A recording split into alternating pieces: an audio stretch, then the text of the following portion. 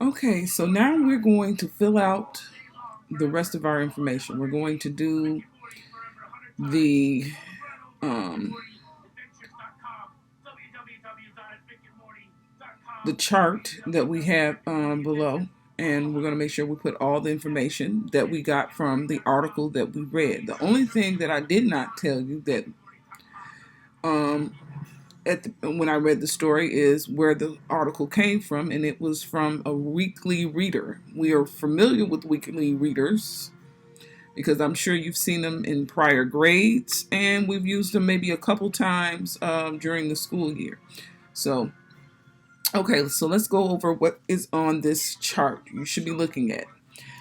So, we are to complete the chart below, listing relevant information. That means information that is needed. We don't need anything that is not necessary. So, we're going to put relevant information on this chart only, and it's going to only relate to what we've read. So that would be the text, and writing a summary using only the information from the text. And when we use a summary, we are summarizing what it is we read. We're not using the words from our story because we could just simply read it again. If you were explaining it in your own words, that would be what a summary is. Okay, article information would be our first box, and under that it says text title. So what is the name of our story? The name of our story is Unhappily Ever After, question mark. Okay, and then it has underneath it, Americans are closing the book on reading for fun. So that would be our title. Then underneath that, it has the source. And I've already told you the source came from the Weekly Reader. Okay, so our next box is this side is where you will gather relevant information and summarize your text. So all we're going to do is in this box, it's not going to be full sentences. We're just going to put down what our relevant information is. So we would go back to our story. And one of the key things it told us was a report from NEA finds fewer kids read for fun anymore. So that's one of the key points. That's what the story's about, that kids do not read for fun anymore. That's one.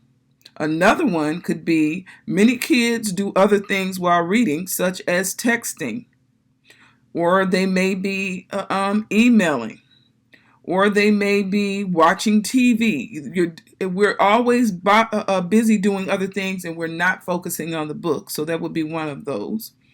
Another one is reading for fun helps you get higher test scores. Okay?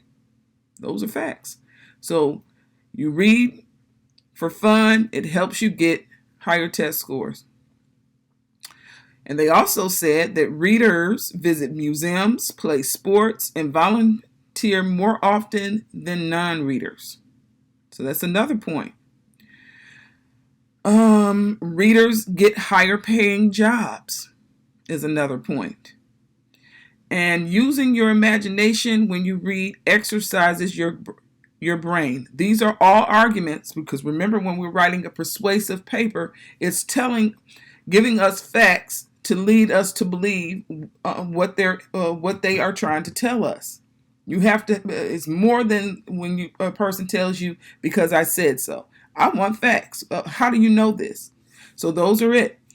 A report from the NEA finds fewer kids read for fun. Many kids do other things while reading, such as texting. Reading for fun helps you get higher test grades.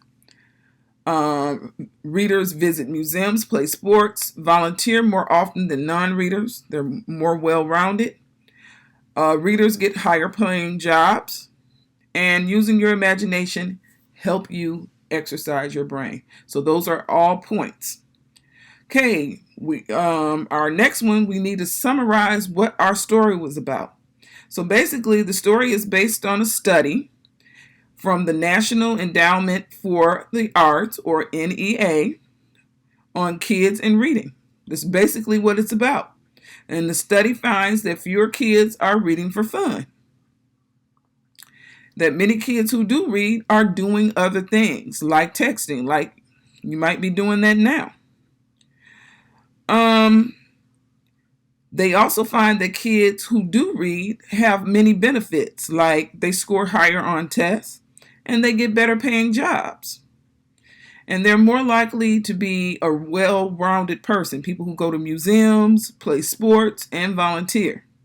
And then last, reading makes you use your imagination and it exercises your brain. So that will be our summary. So you'll put those in your own words, something along those lines.